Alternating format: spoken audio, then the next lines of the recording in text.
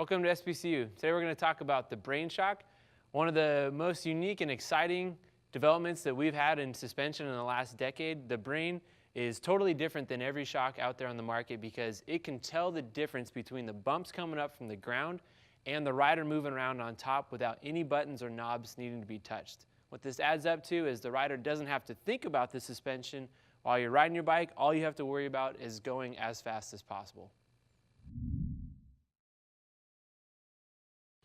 So the Brain Shock can be broken down into three parts. There's the air canister, there's the brain hose, and then there's the actual brain itself. And these three pieces, all of them are absolutely vital to how the bike works with the actual shock. So let's get into how the inertial valve works, how the tune of the shocks are different per bike, and then how to actually set up the shocks for your ride.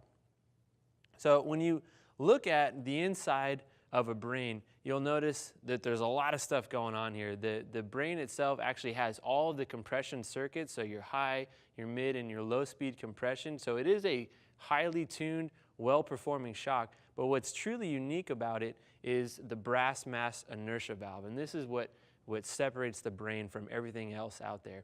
And the whole concept, again, is that we want to differentiate between bumps coming on the top, this is the rider, and actual bumps on the ground. So what happens when the rider is bouncing around on top, this brass mass stays in place. It doesn't allow oil to flow, so the bike stays very firm and planted. This gives you a firm platform so you can accelerate as hard as you want to give you that good hardtail-like feel that gets you up to speed. The next part that comes in is that when you hit a bump from the bottom, the brain, the inertia valve opens up immediately, instantaneously, and allows oil to flow so the suspension is allowed to work. You don't have to press any buttons or give any verbal commands. This just happens automatically every single bump. So rider on the top keeps it nice and firm. You hit a bump from the bottom, the brain activates, allows the oil to flow, and as soon as that bump is gone, the brain snaps back closed and you're back to firm and acceleration mode. So truly unique. You never have to touch any buttons. It just is always working, always attached to your bike. So over the years, we've developed different tunes on the Brain. There are different styles of riders out there. You have your XC racers, you have your marathon style guys, and even your trail riders that can benefit from a shock that does the thinking for you. So we've developed different tunes for the Brain out there.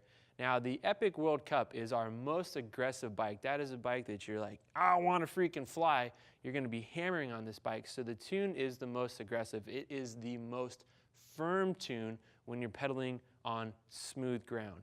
Now, when you go into a standard style Epic, like a marathon style bike, the concept of the Brain does not change. The inertia valve, everything is the same, except for the tune is a little bit lighter. We want the bumps to activate it a little bit easier and allow more momentum to carry. It's less about really hard accelerations in marathon and a long time in the saddle. So you still want that firm platform, but not as firm as the World Cup. So when you get into a trail bike, say like a Stumpjumper FSR, now the needs of the rider is different. We're having equal focus on climbing and descending, and we don't need as firm of a tune on the bike. We want the bike to be a little bit more active. So again, the concept of the Brain stays the same, but we lighten the tune up a little bit for that trail experience.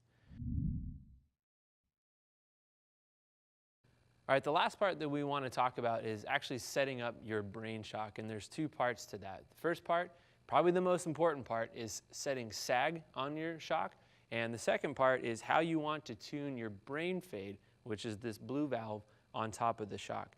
So all Brain Shocks come with auto sag. This is a proprietary specialized technology. It's quick, easy, and guys, it is correct every single time. It's the best way to set up your shock. So there's 4 steps. You inflate the shock, sit on top of the bike, depress the auto sag valve, and then you cycle your bike after you've let go of the auto sag button.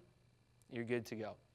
Any bike that is a 2013 or newer, you're going to have auto sag on every single one of those Brain Shocks. So nice, easy, quick, correct way to set up your bike. The older bikes, you're going to have to refer to your owner's manual. Make sure you get the proper sag range and you put in the proper pressure for your riding weight, but make sure you get your sag dialed. The dialing in a brain shock versus a non-brain shock, the sag works the same way. You still need a X amount of percentage of sag into your shock to get that set up properly. So nice and easy to set that up.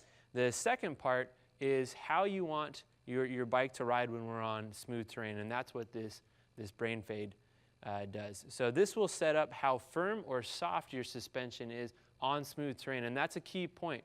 Once you hit a bump, the inertia valve opens up, and this blue valve doesn't play a role in how the suspension is. It's only how firm or soft you want your suspension on smooth terrain. So if you want your bike to be really firm, better for those hard accelerations, you're going to want to turn this valve clockwise and firm your shock up. If you want a little bit more kind of cushiony ride, you want to be able to bounce around on the top, that's great. You can go ahead and turn this counterclockwise, open up the brain fade a little bit, and you're going to get a little bit more squish out of your bike. There isn't really a better or worse way to do it. It's just your preference, whatever feels better for you. Again, once you hit the bumps, the brain is going to work the same way, and you're still going to have that active control that you want. So make sure you get your sag set up right, and then get your brain fade set wherever it's going to make you happiest.